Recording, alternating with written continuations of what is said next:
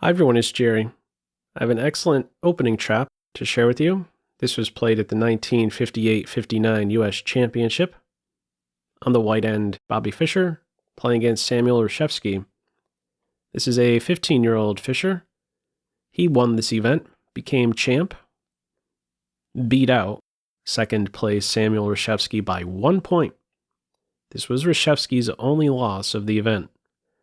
So you might as well say this game here won Fischer the championship.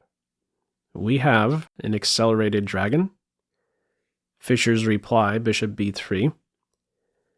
Instead, if white castles, this would allow the center fork trick. Capture on e4, and then d5. This is black's way to get the piece back. This helps us understand why the bishop takes a step back. No more center fork trick. The reply now by Reshevsky, knight a5. Important moment in the game. I wonder if you can spot Fischer's continuation. Feel free to pause the video and give this one some time. I will be devoting some time to it. Okay. Before I share the continuation, what I'd like to do is share how I think an experienced player may see this position, what squares light up in the mind of an experienced player, and why those squares light up. First of all, we have b3 and c4. These are squares that the knight now controls from a5. Additionally, there are the squares d4 and d5. These are squares the knight no longer controls. This helps draw our attention to what new possibilities are available to white. Is there a way to take advantage of the weakness of the last move? White's pawn can advance in the center and challenge the king knight. Where would it go? If it goes to the edge, it can be trapped with g4. What other options does it have? It would have to go in reverse. And when it goes in reverse, we would have the other center squares lighting up. It no longer controls d5 and e4. Anything else? Yes. Another key note: when the knight is on e8, there's a disconnect between the major pieces, and the black queen is all of a sudden unprotected. The continuation in this game, e5. The best continuation for black at this stage.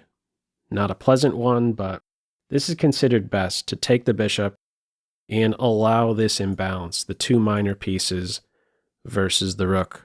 This knight will be tracked soon enough. In this game, though, the knight immediately goes back, and now we have this winning tactical shot. Bishop takes f7. This takes full advantage of the unprotected queen. What are black's options? Take with the rook, take with the king, or run in the corner. Regardless of what move is played, the continuation will be the same, and that is knight e6. The queen is dead. No safe squares.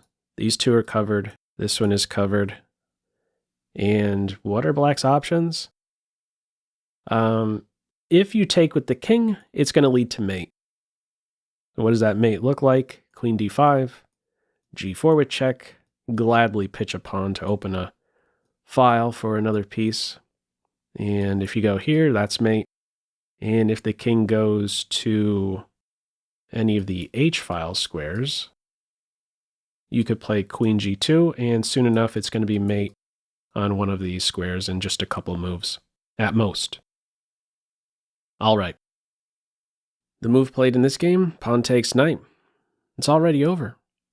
Queen is a goner. A winning tactical shot. I'll just be playing through the rest of this game and making some light notes in general. You want to trade down up the material. It's a queen versus two minor pieces. And we're going to see that whenever black tries to get in a coordinated position, it's broken down. So, improving the knight further. e6 is in the crosshairs. Some control of the knight. Activate the rook. Get some trades in here. Pinpoint the weaknesses. e6 under fire. It's defended, but now the rook is harassed a bunch of times, And where do you go at this stage? If you go to one of these two, knight g5 would target the rook and h7. So the e-pawn, in short, is now a goner with check. And from here, we get some trades in with the fork. No more dark square bishop. This is a stable piece, but not for long. In comes the b-pawn. The knight will soon have to find a new square. a6 is not stopping b5 because another unprotected piece in the position. b5 would still hit. Rooks are now connected. Knight's driven back. Reposition the rook, trying to get to the prized 7th rank. a6, b6, bishop e4, and bishop c6. Second time now we have this piece, a minor piece I should say, on c6. It's eliminated. Give back some material, break things down, and with that there's now a passer that immediately advances. In the game, the rook goes to b8. If you try to attack the pawn while still defending a6, there's the tactical shot, queen takes rook, and then you promote, get a new queen with check, and take some more material. All right, rook b8, queen takes a. Black ends up tracking down the b pawn, but this means there's going to be more exchanges. Queen a8, final move of the game. Black resigns. There's no hope here. What do you try? Check, king h2. You have to find a safe square for your knight. Maybe you go here. The plan, push your a-pawn. Best case scenario for black, maybe you're able to sacrifice the knight for the a-pawn.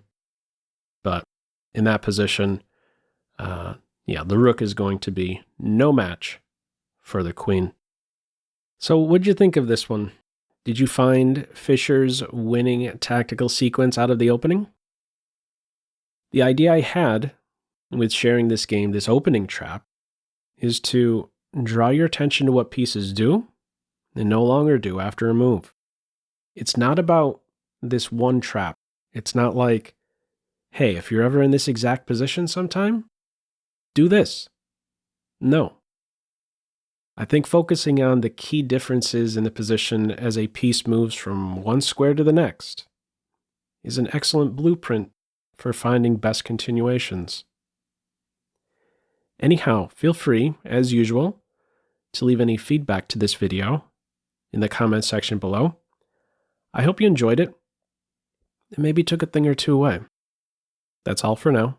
Take care.